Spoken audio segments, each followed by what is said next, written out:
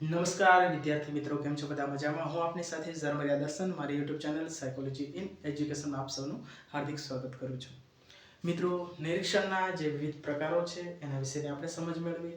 હવે પછીનો જે આપણે કહેવાય કે નિરીક્ષણના જે મુખ્ય પ્રકારો છે એમાં જે વાત કરેલી આંતર નિરીક્ષણ છે, કુદરતી નિરીક્ષણ, વ્યવસ્થિત નિરીક્ષણ, બરાબર, ક્ષેત્ર નિરીક્ષણ તેમજ અન્ય જે નિરીક્ષણો વિશેની આપણે ચર્ચા કરી.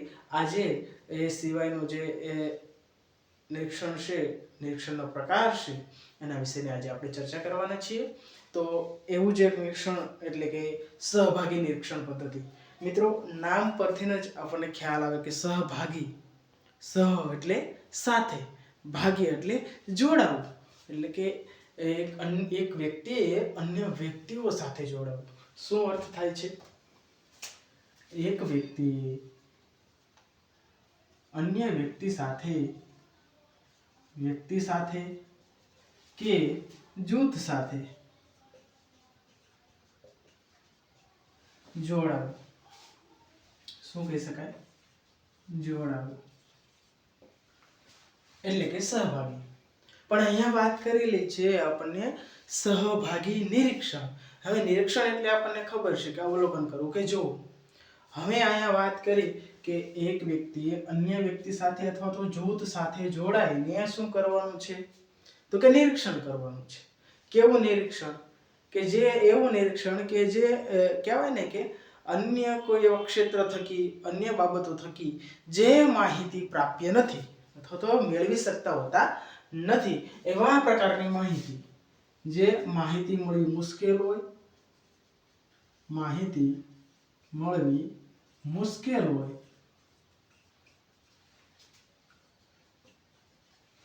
એવી માહિતી છે એ આપણે એક વ્યક્તિ થકી અન્ય વ્યક્તિ અથવા તો જૂથ સાથે જોડાઈને એક ચોક્કસ પ્રકારની માહિતી છે તે પ્રાપ્ત કરી શકીએ છીએ.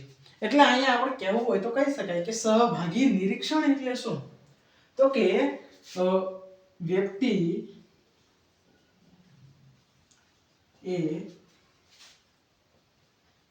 કોઈ જૂથના સભ્ય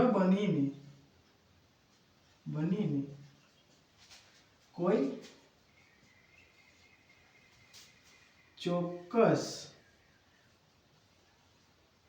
ઉદ્દેશ્ય માટે માહિતી મેળવવાનો પ્રયાસ એટલે શું કહી શકાય છે? અથવા તો માહિતી મેળવવાના પ્રયાસ સાથે વ્યક્તિ દ્વારા કરવામાં આવેલ નિરીક્ષણ.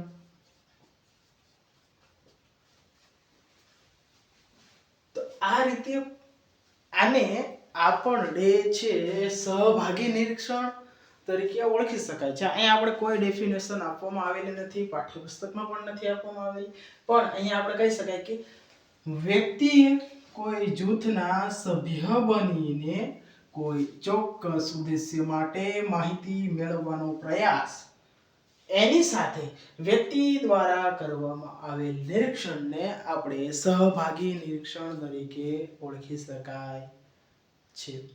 હવે સહભાગી નિરીક્ષણમાં શું હોય, કેવી રીતે કાર્ય કરવાનું હોય? તો કાર્યશૈલી, બરોબર, કાર્યશૈલી શું હોય? તો જ્યારે કાર્યશૈલીની વાત કરીએ તો કે જે તે વ્યક્તિ છે એ વ્યક્તિએ પોતાની ઓળખ ગુપ્ત રાખવાની હોય, સાથે તે કહેવાય ને જે તે ક્ષેત્રે કહેવાય ને નોલેજ ધરાવનાર હોવો જોઈએ. પ્રત્યાયન કૌશલ્ય કૌશલ્ય હોવું જોઈએ. આ બધી જ બાબતો કાર્યશૈલીના સંદર્ભમાં આપણે કહેવું હોય તો કહી શકાય કે વ્યક્તિ એ પહેલા તો એની ગુપ્તતા છે એ જાળવી રાખવા માટે એ સામેવાળા વ્યક્તિઓને ખરેખર એવું જ લાગવું જોઈએ કે આપણી કે આપણા કહેવાય ને આપણા જ રાષ્ટ્રનો, આપણા દેશનો અથવા તો આપણી અંદરનો જ કોઈ સભ્ય છે અને આપણી સાથે જ કોઈ પણ પ્રકારનું છે એ કામ છે એ કરી રહ્યો છે. તો એ ગુપ્ત રાખવી, જે તે ક્ષેત્રનું નોલેજ તેમજ પ્રત્યયન કૌશલ્ય, આ જે બધી જ બાબતો છે એ જે સહભાગી નિરીક્ષણ કરનાર જે તે વ્યક્તિ છે એનામાં હોવી જોઈએ. આજ નિરીક્ષણની વાત કરીએ તો આમાં શું હોય કે તો જે માહિતી એ ખાસ કરીને અહીંયા જે મુશ્કેલ માહિતીની વાત કરેલી છે, મુશ્કેલ માહિતી એટલે અપ્રાપ્ય માહિતી.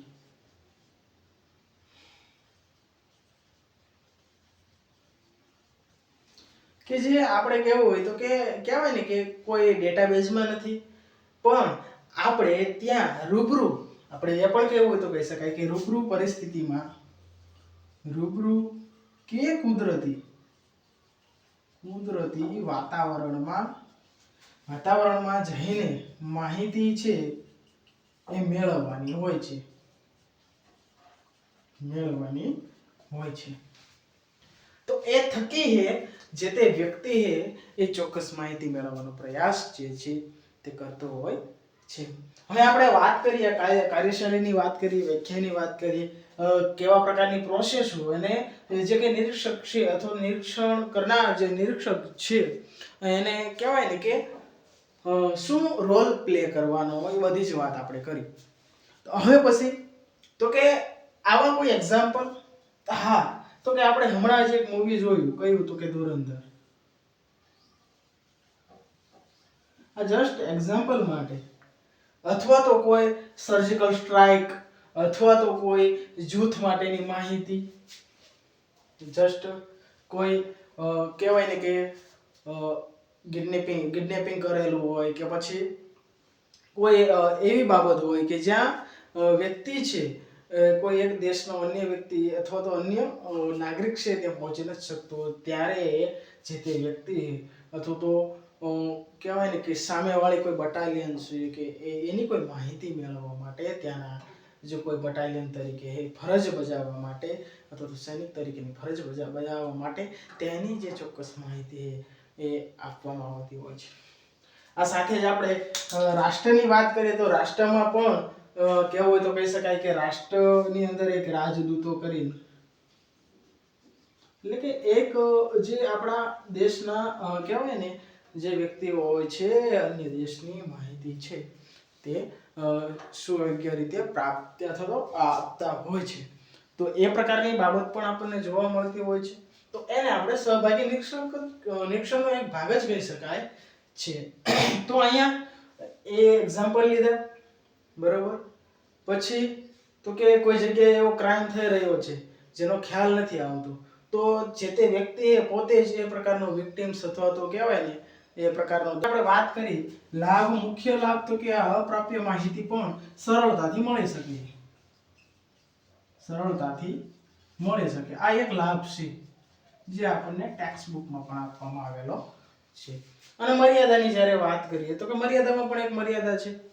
કોઈ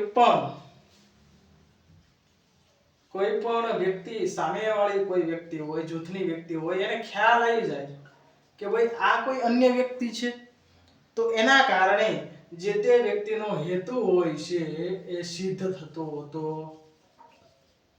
થતો નથી. તો આ પણ એક મર્યાદા આપણે કેવી તો કહી શકાય છે.